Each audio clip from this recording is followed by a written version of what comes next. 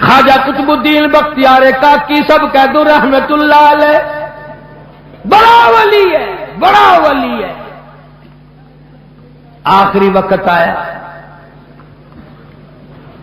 وصیت نامہ لکھ دیا، انتقال ہو گیا، لوگ آ گئے۔ اتنا اچھا زمانہ تھا، مولانا مناظر احسن گیلانی رحمت اللہ علیہ نے لکھا ہے کہ خواجہ قطب الدین کا جنازہ پڑھنے کے لیے جو مجمع آیا ہوا تھا اس میں کم سے کم 15,000 محدث تھے، 50,000 قاری تھے، 80,000 ناظر قرآن پڑھنے والے تھے۔ ریل، موٹر، کار، ہوائی جہاز کچھ نہیں تھا، اتنی دنیا جنازہ پڑھنے آئی تھی۔ جب وصیت نامہ کھولا گیا، توجہ کرنا، بس یہ بات لکھ کر اگر آج آپ لے گئے تو انشاءاللہ میرا وعظ کامیاب ہو جائے گا، جلسہ کامیاب ہو جائے گا۔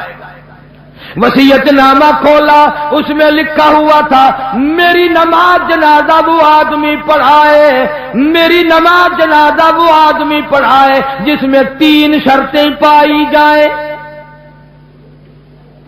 میری نماز جنازہ وہ آدمی پڑھائے جس میں 3 شرطیں پائی جائیں۔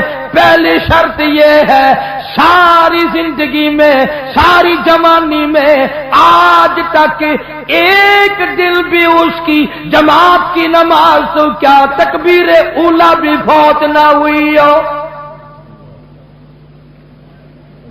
ایسا آدمی میرا جنازہ پڑھائے جس نے جب سے ہوش و حواس سنبھالا ساری زندگی میں اس کی نماز نہیں، جماعت نہ گئی۔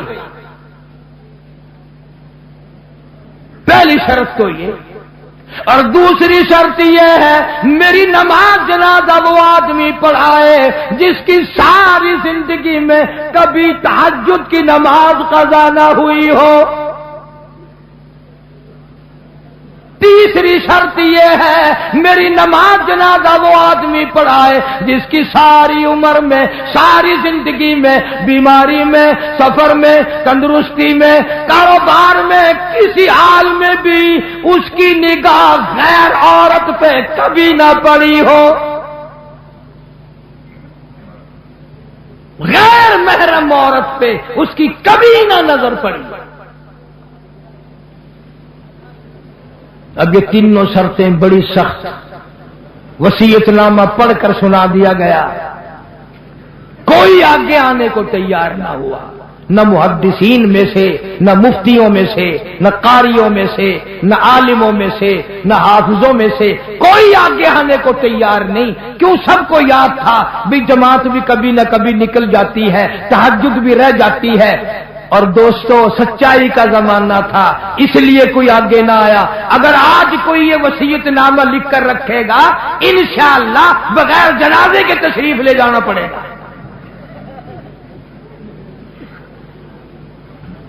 اگر آج کر ایسا وصیت نامہ بھی لکھو گے، ایسا ملا آگے آئے گا جس نے کبھی فرض بھی نہیں پڑے، وہ کہے گا چلو چھوڑو یار، اور نہیں اخبار میں فوٹو تو آئے گا۔ تینوں شرطیں بڑی سخت، خواجہ قطب الدین بختیار کاکی رحمت اللہ علیہ کی لکھی ہوئی شرطیں۔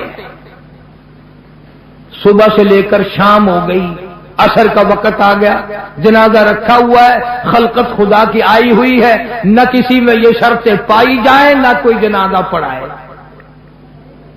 عصر کی نماز کا وقت جب قریب آیا، ایک آدمی صف میں سے نکل کر آگے آیا، جنازے کے قریب آیا اور منہ سے کپڑا اٹھا کے کہنے لگا او خواجہ تجھے کیا ملا، تجھے کیا فائدہ پہنچا، تجھے کیا چیز حاصل ہوئی، جاتے جاتے میرا پردہ کیوں کھول گیا۔ آج تک میرے رب کے سوا تیرے سوا کوئی نہیں جانتا میں کیسا ہوں. آج تو نے میرا راز کھول دیا. میں سمجھتا ہوں کس کو لکھ کے گئے ہو, کس سے جنازہ پڑھوانا چاہتے ہو. مجھے پتا چل گیا تھا پر میں اپنے آپ کو چھپانا چاہتا تھا. او خواجہ مجھے دنیا میں کیوں ذلیل کر دیا. اب دو باتیں ہیں, اگر میں اپنا راز بچاؤں تیرا جنازہ پڑھانے والا کوئی نہیں, اور اگر تیرا جنازہ پڑھاؤں میرا راز نہیں بچتا. کون ہے آج میرا پردہ بچائے؟ تو نے تو اپنا فائدہ کر لیا, میرا نام لکھ کر چلا گیا, شرطیں میرے بارے میں لکھی ہے. آج کے بعد دنیا مجھے کیا کہے گی؟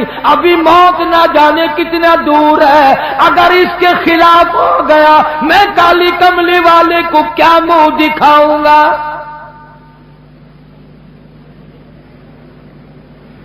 صفے بنوائی, جنازہ پڑھا دیا.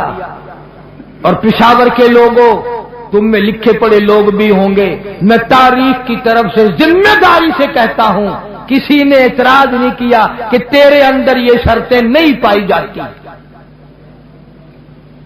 اب جس نے جنازہ پڑھایا تم یہ سوچ رہے ہوگے کہ پتہ نہیں کس خانقاہ کا ولی ہوگا, کون مفتی ہوگا, کتنا بڑا پیر ہوگا, کتنا بڑا بزرگ ہوگا, خدا جانے پہاڑوں میں رہتا ہوگا. نہیں, اسی وقت میں جب یہ خواجہ کا انتقال ہوا ہے, فوت ہوئے ہیں, اسی وقت کا حکمراں دلی کے تخت پہ بادشاہ کرنے والا خواجہ شمس الدین التمش تھا. کبھی بادشاہ ایسے ہوا کرتے تھے کہ ان کی جماعت کی نماز نہ جاتی تھی, کبھی تہجد قضا نہیں ہوتی تھی, کبھی غیر عورت پہ اس کی نگاہ نہیں پڑتی تھی. آج غریبوں, مزدوروں اور ملازموں تم سارا دن بدنیتی سے 100 عورتوں کو تاڑتے ہو, اور مرتے وقت تمہیں کیا ملے گا؟